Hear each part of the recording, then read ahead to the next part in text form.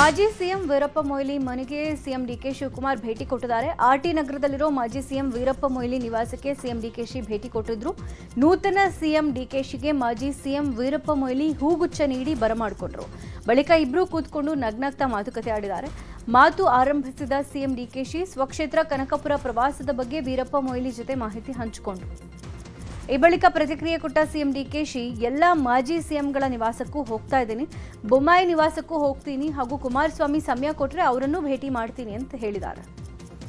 ಇನ್ನು ಮಾಜಿ ಸಿಎಂ ವೀರಪ್ಪ ಮೊಯ್ಲಿ ಭೇಟಿ ಬಳಿಕ ಸಿಎಂ ಡಿಕೆಶಿ ಸಂಸದ ಜಗದೀಶ್ ಶೆಟ್ಟರ್ ಅವರನ್ನು ಆರ್ಟಿ ನಗರದ ನಿವಾಸದಲ್ಲಿ ಭೇಟಿಯಾಗಿದ್ದಾರೆ. ಈ ಬಳಿಕ ಡಾಲರ್ಸ್ ಕಾಲೋನಿಯ ಮಾಜಿ ಸಿಎಂ ಸದಾನಂದ ಗೌಡರ ನಿವಾಸಕ್ಕೆ ಸಿಎಂ ಡಿಕೆಶಿ ಭೇಟಿ ಕೊಟ್ಟಿದ್ದಾರೆ. ನೂತನ ಸಚಿವ ಸಂಪುಟದಲ್ಲಿ ಬೆಳಗಾವಿ ಜಿಲ್ಲೆಗೆ ಇನ್ನೊಂದು ಸಚಿವ ಸ್ಥಾನ ಕೊಡೋ ವಿಚಾರಕ್ಕೆ ಬೆಳಗಾವಿಯಲ್ಲಿ ಸಚಿವ ಸತೀಶ್ ಜಾರಕಿಹೊಳಿ ಪ್ರತಿಕ್ರಿಯೆ ಕೊಟ್ಟಿದ್ದಾರೆ.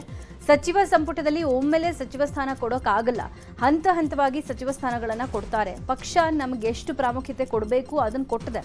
ಇನ್ನು ಬಹಳಷ್ಟು ಜನ ಇದ್ದಾರೆ, ಸ್ಥಾನಮಾನ ಸಿಗುತ್ತೆ, ಕಾಯಬೇಕು ಅಂತ ಹೇಳಿದ್ರು.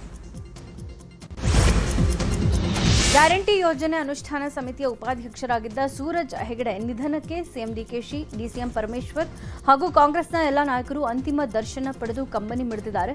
ಇವತ್ತು ಬೆಳಗ್ಗೆ 11 ಗಂಟೆಗೆ ಬೆಂಗಳೂರಿನ ಹೆಬ್ಬಾಳದಲ್ಲಿ ಅಂತಿಮ ಸಂಸ್ಕಾರ ನೆರವೇರಲಿದೆ. ಸಿಎಂ ಡಿಕೆ ಶಿವಕುಮಾರ್ ಭಾಗಿಯಾಗಲಿದ್ದಾರೆ. ಅರಸು ಮನೆತನದ ವಿಧಿವಿಧಾನದೊಂದಿಗೆ ಅಂತಿಮ ಸಂಸ್ಕಾರ ನೆರವೇರಲಿದೆ. ಸೂರಜ್ ಹೆಗಡೆ ಮಾಜಿ ಮುಖ್ಯಮಂತ್ರಿ ದೇವರಾಜ್ ಅರಸು ಅವರ ಮೊಮ್ಮಗನಾಗಿದ್ದು ಕೆಪಿಸಿಸಿಯ ಉಪಾಧ್ಯಕ್ಷರಾಗೂ ಕಾರ್ಯನಿರ್ವಹಿಸ್ತಾ ಇದ್ರು. ಡಾಲರ್ಸ್ ಕಾಲೋನಿಯಲ್ಲಿ ಸೂರಜ್ ಹೆಗಡೆ ಅಂತಿಮ ದರ್ಶನ ಪಡೆದ ಬಳಿಕ ಸಿಎಂ ಡಿಕೆಶಿ ಪ್ರತಿಕ್ರಿಯೆ ಕೊಟ್ಟಿದ್ದಾರೆ. ಸೂರಜ್ ಆತ್ಮೀಯ ಸ್ನೇಹಿತ, ನಮ್ಮ ಪಕ್ಷಕ್ಕೆ ನಿಷ್ಠಾವಂತ ಕಾರ್ಯಕರ್ತರು ಕೂಡ. ಬಹಳ ವಿರಳ, ಯಾವುದೇ ಜವಾಬ್ದಾರಿ ಇದ್ರೂ ಅಚ್ಚುಕಟ್ಟಾಗಿ ನಿರ್ವಹಣೆ ಮಾಡ್ತಾ ಇದ್ರು. ಎಐಸಿಸಿ ಸೆಕ್ರೆಟರಿಯಾಗಿ ರಾಹುಲ್ ಗಾಂಧಿಗೆ ಅಸಿಸ್ಟ್ ಮಾಡಿದ್ರು. ಬುದ್ಧಿವಂತ, ನಿಷ್ಠಾವಂತ ಕಾರ್ಯಕರ್ತನನ್ನ ಕಳ್ಕೊಂಡಿದ್ದೀವಿ. ಅವರ ಆತ್ಮಕ್ಕೆ ಶಾಂತಿ ಸಿಗಲಿ ಅಂತ ಸಂತಾಪ ಸೂಚಿಸಿದ್ರು. ಚಿಕ್ಕಬಳ್ಳಾಪುರ ಶಾಸಕ ಪ್ರದೀಪ್ ಈಶ್ವರ್ ಅಧಿಕಾರಿಗಳನ್ನು ಕರ್ಕೊಂಡು ಗ್ರಾಮಗಳಿಗೆ ಭೇಟಿ ಕೊಟ್ಟಿದ್ರು. ಮಂಚೇನಹಳ್ಳಿ ತಾಲೂಕಿನ ದೇವಕೊಂಡನಹಳ್ಳಿ ಹಾಗೂ ನಾಗರಭಾವಿ ಗ್ರಾಮಗಳಿಗೆ ಅಧಿಕಾರಿಗಳ ಜೊತೆ ತೆರಳಿ ಜನರ ಸಮಸ್ಯೆಗಳನ್ನು ಆಲಿಸಿದ್ದಾರೆ. 3 ಕೋಟಿ ರೂಪಾಯಿ ವೆಚ್ಚದಲ್ಲಿ 2 ಗ್ರಾಮಗಳಿಗೆ ಸಂಪರ್ಕಿಸುವ ರಸ್ತೆಗೆ ಗುದ್ದಲಿ ಪೂಜೆ ನೆರವೇರಿಸಿದ್ದಾರೆ. ಮುಖ್ಯಮಂತ್ರಿ ಡಿಕೆ ಶಿವಕುಮಾರ್ ಮುಖ್ಯ ಸಲಹೆಗಾರನನ್ನಾಗಿ ಸುನೀಲ್ ಕನಗೋಳು ಅವರನ್ನು ನೇಮಕ ಮಾಡಲಾಗಿದೆ. ಸಂಪುಟ ದರ್ಜೆಯ ಸಚಿವರ ಸ್ಥಾನಮಾನದೊಂದಿಗೆ ಲಭ್ಯ ಇರೋ ಎಲ್ಲಾ ಸೌಲಭ್ಯಗಳನ್ನು ಕೊಟ್ಟು ಸರ್ಕಾರ ಈ ಆದೇಶ ಹೊರಡಿಸಿದೆ. ಈ ಹಿಂದೆ ಸಿದ್ದರಾಮಯ್ಯ ಸಿಎಂ ಆಗಿದ್ದಾಗ ಮುಖ್ಯ ಸಲಹೆಗಾರರಾಗಿ ಸುನೀಲ್ ಕನಗೋಳು ಕಾರ್ಯನಿರ್ವಹಿಸಿದ್ರು. ರಾಜ್ಯದಲ್ಲಿ ಕಾಂಗ್ರೆಸ್ ಅಧಿಕಾರಕ್ಕೆ ಬರುವಲ್ಲಿ ಪ್ರಮುಖ ಪಾತ್ರ ವಹಿಸಿದ್ರು. ಮುಂದಿನ ಚುನಾವಣೆಗಳ ಗೆಲುವು ಹಾಗೂ ಸರ್ಕಾರದ ಪರ ಜನರ ಒಲವು ಬರೋ ರೀತಿಯಲ್ಲಿ ಕನಗೋಳು ಸಲಹೆಯಂತೆ ಸಿಎಂ ಡಿಕೆಶಿ ನಡೆಯಲಿದ್ದಾರೆ. ರಾಜ್ಯ ಗೃಹ ಇಲಾಖೆ ಒಂದಿಷ್ಟು ನಿಯಮಗಳನ್ನು ಕಟ್ಟುನಿಟ್ಟಾಗಿ ಪಾಲಿಸೋಕೆ ಸೂಚನೆ ಕೊಟ್ಟಿದೆ. ಕ್ಲಬ್, ಲಾಂಜ್, ರೆಸ್ಟೋರೆಂಟ್, ಪಬ್ಗಳು, ಬ್ರೂವರೀಸ್, ಬಾರ್ಗಳಲ್ಲಿ ಅಪ್ರಾಪ್ತರಿಗೆ ಎಂಟ್ರಿ ಇರೋದಿಲ್ಲ.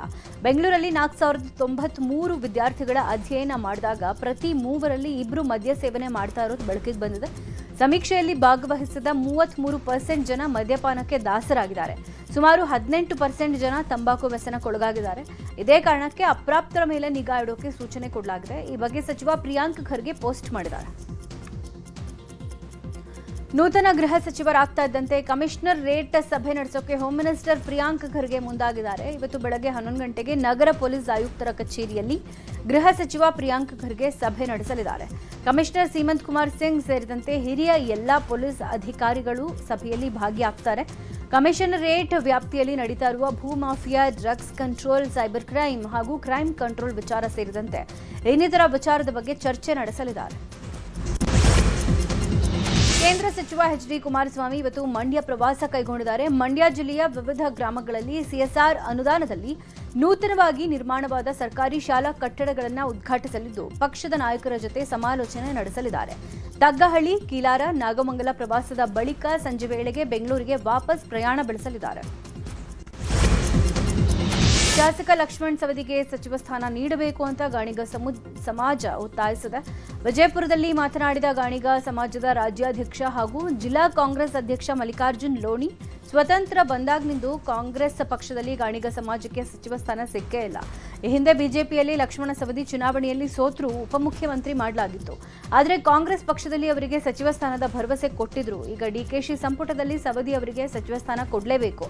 ಒಂದ್ ವೇಳೆ ಸ್ಥಾನ ಕೊಡದೇ ಇದ್ರೆ ನಾವು ಯಾವುದೇ ನಿರ್ಧಾರಕ್ಕೂ ಸಿದ್ಧ ಅಂತ ಎಚ್ಚರಿಕೆ ಕೊಟ್ಟಿದ್ದಾರೆ.